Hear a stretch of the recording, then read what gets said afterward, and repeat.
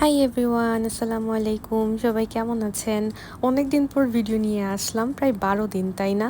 আসলে কিছু মেডিকেল ইস্যুসের কারণে আর বলতে গেলে আলসেমির জন্য ভিডিও করা হচ্ছিল না।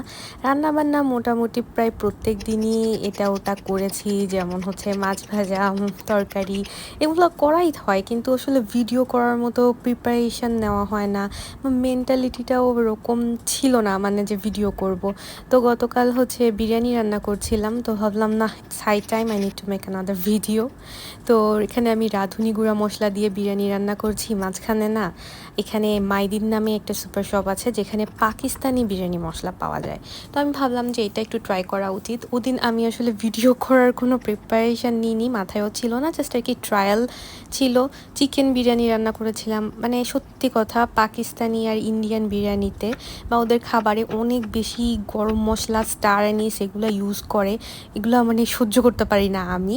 আমার আপুও সেদিন খেয়ে বলছিল যে মনে হচ্ছে কি অনেক বেশি গরম মশলা। তো সেই জন্য আর কি ডিসিশন নিয়েছিলাম যে না, আমাদের রাঁধুনি গুঁড়া মশলার একটা কড়াই লাগে আমাদের বাংলাদেশি বিরিয়ানি, তাই না? তো সেইটারই আর কি প্রিপারেশান নিতে নিতে মনে হলো আমি তো মশলা রেডি করছি, আমি আসলে শিওর না এখানে আমার আরও কিছু দেওয়া উচিত কি না। মাংসের পরিমাণ নিয়েও একটু কনফিউশন ছিল। আম্মুকে কল করলাম, তো আমার আম্মু আবার সেই সময় আমার মামির সাথে গল্প করছে, তো দুজন মিলে আমাকে খুব সুন্দর বুঝিয়ে বলল কতটুকু কি মশলা নিতে হবে সব শুনে। তারপরে এই যে মাংসটা ম্যারিনেট করে প্রায় আমি আধা ঘন্টা মতো রেখেছিলাম। তারপরে আর কি যেই তেলে আমি বেরেস্তা ভেজেছি সেই তেল অল্প কিছু উঠিয়ে রেখেছি, কারণ পোলাওটা রেডি করতে হবে। আর বাকিটুকুতে আমি মাংসটা কষিয়ে নিয়েছি। তারপরে এখানে আলু কয়েকটা আমি ভেজে নিচ্ছি হালকা করে তেলে। তারপরে আমি রাইস কুকারেই বিরিয়ানিটা রান্না করছি। রাইস কুকারেরটা ইজি নো, স্টুডেন্ট যারা আমরা, আমাদের হাতে খুব কম সময় বা আমাদের কোনো সাপোর্ট নেই, তারা আর কি এইভাবে খুব দ্রুততম সময়ে বিরিয়ানিটা রান্না করে ফেলতে পারেন। ট্রাই করে দেখবেন যে রাইস কুকারে আসলে কেউ করেন কি না আমি জানি না, বাট আমার বড় আপুও করে, আমিও তো এই যে এখানে আসার পর থেকে করি। আম্মুর মতো আসলে তো প্রো লেভেলের রান্না পারি না, তো সেই জন্য কড়াইতে করতেও ভয় লাগে যে পানির পরিমাণটা যদি একটু হেরফের হয়ে যায় সেই ক্ষেত্রে সমস্যা হয়। সেই জন্য রাইস কুকারে দিলে যত কাপ রাইস নিয়েছি ঠিক তার দ্বিগুণ পরিমাণ পানি নিলেই হয়ে যাচ্ছে।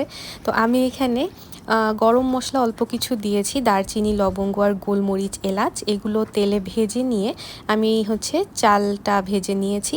তারপরে দিয়েছি লবণ আর আদা বাটা অল্প করে। তারপরে এটাতে আমি মাংসটা একবারে মিশিয়ে নিয়েছি। তারপরে পানি, দুধ এগুলো আর কি মিক্স করে নিচ্ছি। এখানে আমি পুরোটা টাইম রাইস কুকার অন রেখেছি। তারপরে এখানে কয়েকটা মরিচ দিয়ে, আস্ত মরিচ দিয়েছি, তারপরে ঢেকে রাখছি। যখন জাল উঠে আসছে তখন একটু নেড়ে চেড়ে নিচ্ছি। তারপরে স্বাভাবিকভাবে রাইস কুকারে সম্পূর্ণ রান্নাটা হতে হবে। কুক থেকে ওয়ার্ম মোডে চলে গেলে এই যে এরকমটা লাগছে দেখতে। তারপরে আর কি সার্ভ করে উপরে বেরেস্তা দিয়ে একটু ভিডিও করে নিলাম।